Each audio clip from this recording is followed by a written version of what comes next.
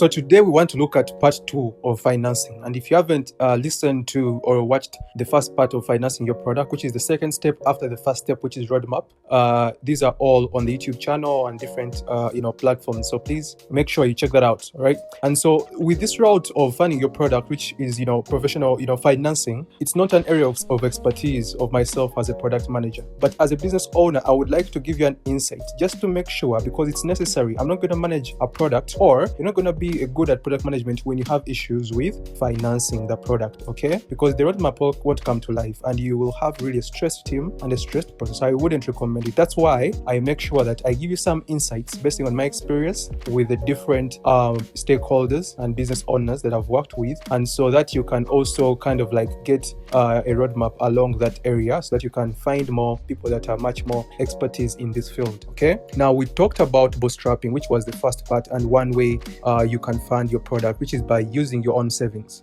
and so or asking through friends and family and your small network groups of people that you know, okay? But with this second part, we want to look at the financial or the financing the professional way, okay? And so this means, and this is very suitable for people who have been in business for a while, you're a CEO, you're a business owner, or you're a public figure, and you've discovered an opportunity and you want to launch a product, okay? So I would recommend that route, okay? The second thing, you may be a CEO in terms of you have a board, or you've built reputation with clientele and you have this network of people who really loan out money, or you even have access to bank loans, right? Because you've been in business for a while, so you have a good relationship with bankers. These are all sources of financing. So these include the bank loans, angel investors, which are individual people that have accumulated wealth or come from a certain background of wealth, but on an individual basis they invest as individuals, normally early stage of product development. And then the third one could be investment firms, which may be venture capital firms, equity firms, private lending. They can get really complicated and you can seek financial advisors on this, but these are independent firms that their job is basically to look for a new, fresh, juicy opportunity, invest money in it because it's risky, products are risky, invest money in it early because they come in at sort of an early stage on an assumption that this is going to make more money at a higher multiplier because it's looking into a fresh opportunity, a juicy opportunity that is very, very looks lucrative based on the presentation and the research you've done, and so they come in to really back you in terms of bringing it out to life, right?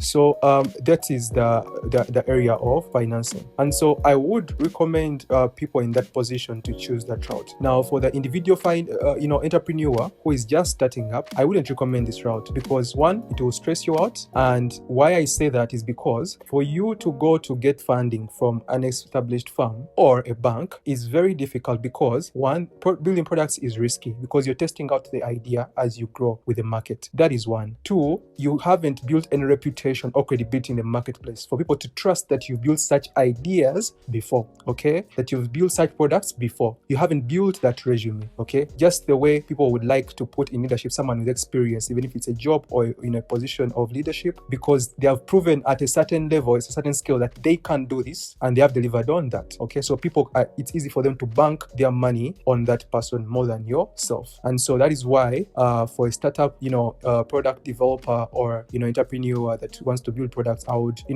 build your reputation on a small scale, go with a bootstrapping route, right? Okay, so that is really, really what I wanted to focus on. And so there are different ways you can approach these firms, but I'm going to give you just a few tips to prepare, okay? One, make sure you've done your research. Two, build a personal relationship first, whether with someone working in the firm, with the investor. Understand what industries do they invest in. People normally want to invest in things they know because they have gotten a certain level of intuition and insights with knowing and with making the right choices and decisions which will bear off fruits in the future. So make sure that the people you go to pitch your product to or pitch your idea to as a CEO, as a business owner, these people are aligned with the industry or with the vision of the product, okay? That is very key and very important. And the reason why I'm telling you this is because it's easy for you to burn out by going through different firms and maybe banks. Two, it's easy for you to give up early because you're selling your idea to the wrong people, okay? So it's better actually, the time you spend with the firms or pitching should be very little compared to the time you spend doing your research and preparing yourself and your pitch deck, right?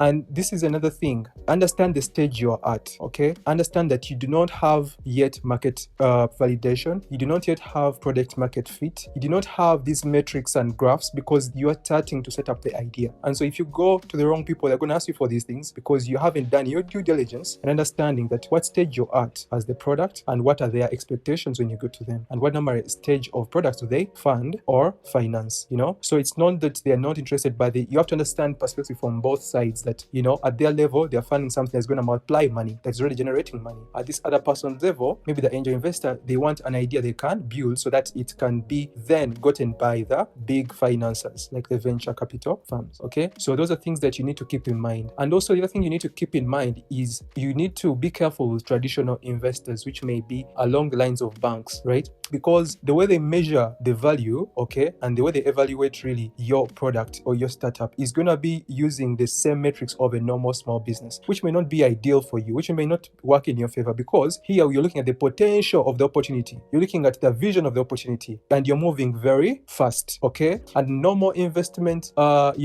business firms would look at equipment, the value of, have you patented something, how much money are you making? So it's more of, they're looking at linear growth. They are more on the secure safe side. So still in this level, you need to look out for funders that appreciate exponentially growing ideas, that appreciate disruptive ideas, because this is what products are meant to do. If your product is not kind of disrupting the market, you're going to have really hard time building traction, okay? So it should be something that is at a pain point, but I'll leave that for you to figure out, okay? I just wanted to make sure that you understand that whenever you're approaching these firms or these investors, understand where you're at, understand where they're at and the people they normally deal with, and build personal relationships first. Personal relationships are so important. I can't stress this enough, because even when someone wouldn't have invested you, they will recommend you to the right people, or they may not invest in you as a firm they represent, but they will invest in you just on their own independently because you have a good personal relationship and you're good at communication between you and them and how you present yourself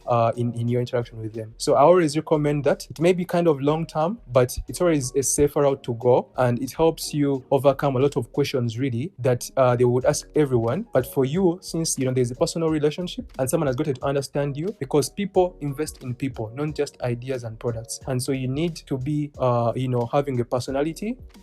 This does not mean don't kill whatever you're good at and hide your personality. No, embrace who you are, appreciate you as a personality, let that breathe through the product you're developing, so that people can appreciate you and the product you're developing. Even before they see the product, they've appreciated you as a person, as an individual, okay? And these are very key points. I can't stress them enough, but they're really going to help you have a huge mileage early on, fast development, because product development is a fast-paced kind of industry and development other than other businesses, because you do not have time. The market is changing fast. The research you just done 3 months ago might change in the next 3 months. So you really have to move fast. And these things will help you get the financing and the funding faster. And so lastly, I want to advise you, like I said in the beginning, look out for, financial experts, look out for business model, development, maybe firms, and also people that are really good in raising money. And so that they can help you and guide you better on how to prepare yourself and also link you with the right people. So thank you very much. I appreciate you. Catch you later.